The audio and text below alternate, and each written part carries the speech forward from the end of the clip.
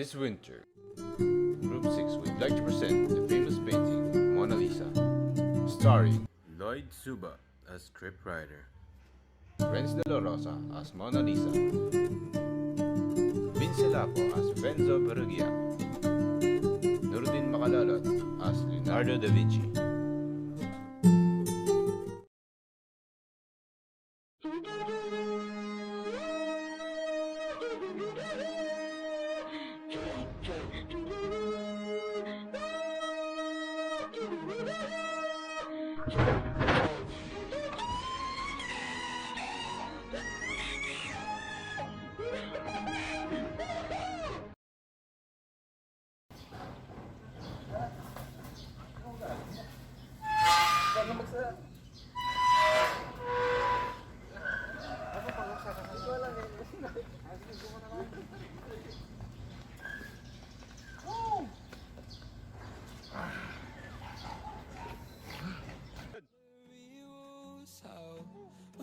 Start to realize that I don't really know you. Do you think that I know you?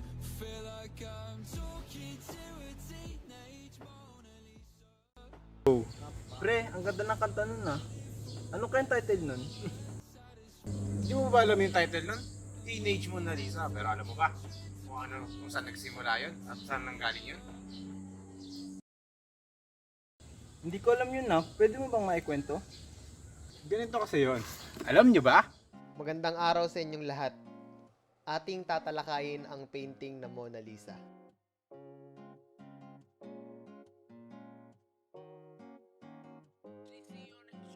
Si Mona Lisa ay isa sa pinakasikat na painting sa mundo. Dahil sa katangian ng painting na parang buhay ang babaeng nakalarawan dito.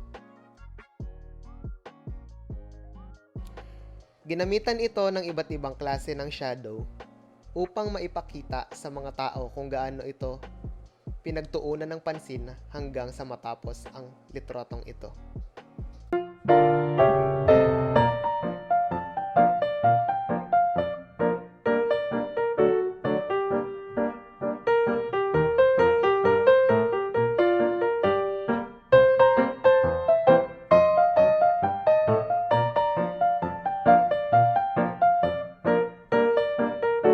Ang larawang ito din ni Mona Lisa ay isang pinakamagandang halimbawa ng Renaissance artwork sa kadahilanang ginamitan ito ni Leonardo da Vinci ng sfumato technique na kilala noong era na iyon.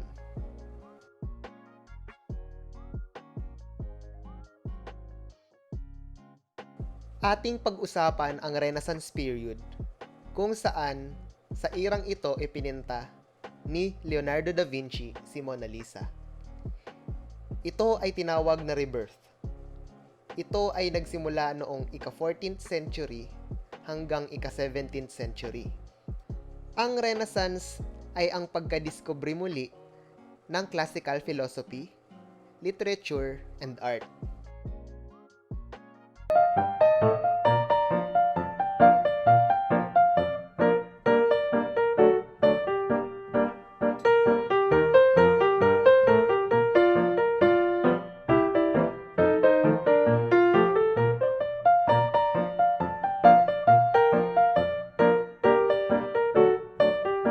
Ayon dito ay nagmula din ang napakadaming sikat na statements, scientists at mga artist sa panahon ng Renaissance.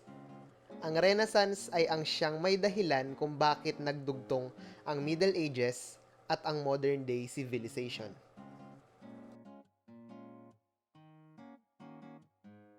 Atin namang pag-usapan ang isa sa pinakakilalang pintor na si Leonardo da Vinci.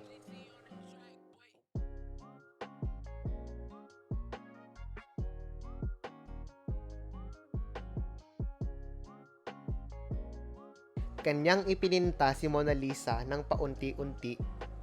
Ito ay nagsimula noong 1503 hanggang 1519, hanggang matapos ang karera nito bilang isang sikat na pintor.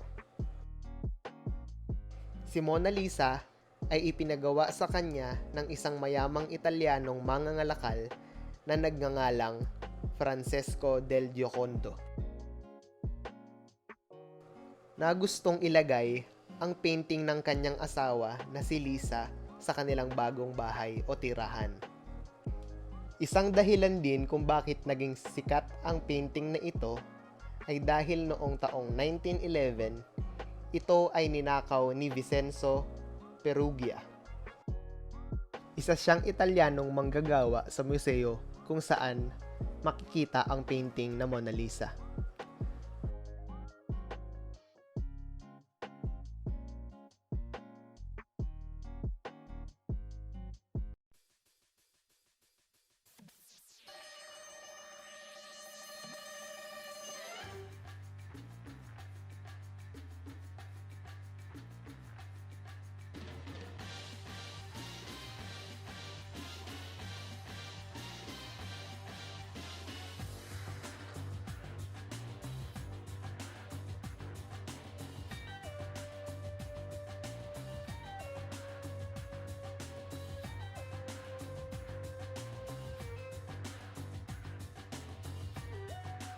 Ang nasabing rason ni Vincenzo ay gusto niya lamang itong ibalik sa Italia matapos itong nakawin ni Napoleon.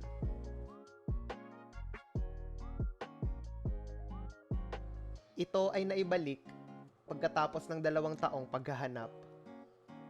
Ito ay natagpuan sa hotel room ng walang iba kundi si Vincenzo sa Florence.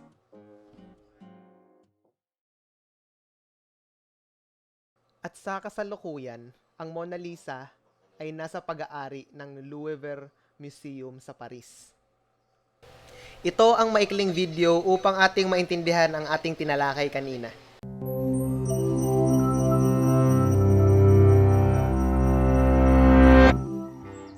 As dawn broke over Paris on August 21st, 1911, Vincenzo Perugia hoisted a painting off the wall and slipped down the back stairs of the Louvre.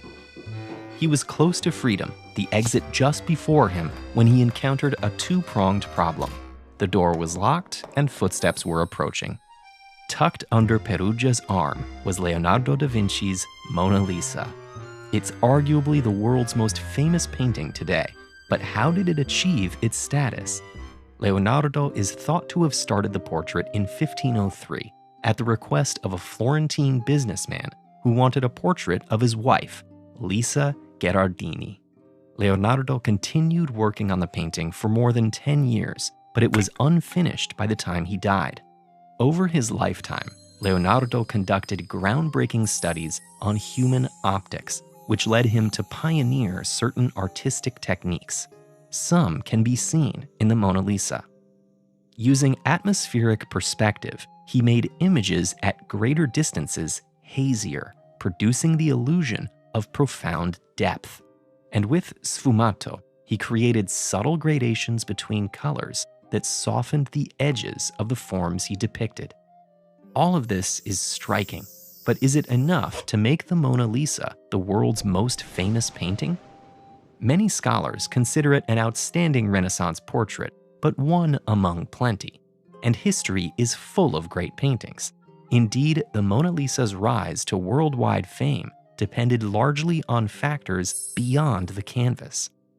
King Francois I of France purchased the painting and began displaying it after Leonardo's death. Then, in 1550, Italian scholar Giorgio Vasari published a popular biography of Italian Renaissance artists, Leonardo included. The book was translated and distributed widely, and it contained a gushing description of the Mona Lisa as a hypnotic imitation of life. Over the years, the Mona Lisa became one of the most enviable pieces in the French royal collection. It hung in Napoleon's bedroom and eventually went on public display in the Louvre Museum. There, visitors flocked to see the once private treasures of the deposed aristocracy. During the 1800s, a series of European scholars further hyped the Mona Lisa up, fixating to a conspicuous degree on the subject's allure. In 1854, Alfred Dumesnil said that Mona Lisa's smile imparted a treacherous attraction. A year later, Théophile Gautier wrote of her mocking lips and gaze promising unknown pleasures. And in 1869, Walter Pater described Mona Lisa as the embodiment of timeless feminine beauty. By the 20th century, the portrait was an iconic piece in one of the world's most famous museums, but the Mona Lisa wasn't yet a household name. It was Perugia's 1911 heist that helped it skyrocket to unprecedented fame.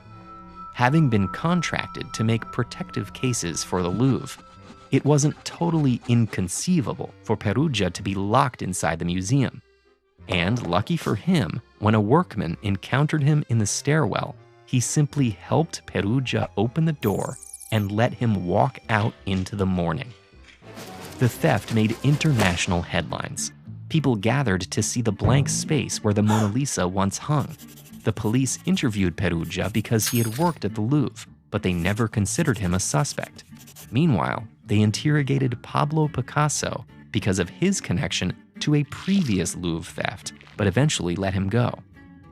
For 2 years, Perugia kept the painting in a false-bottom suitcase, then smuggled the Mona Lisa to Italy and arranged to sell it to a Florentine art dealer. Perugia saw himself as an Italian patriot, returning an old master's work. But instead of being celebrated as such, he was immediately arrested.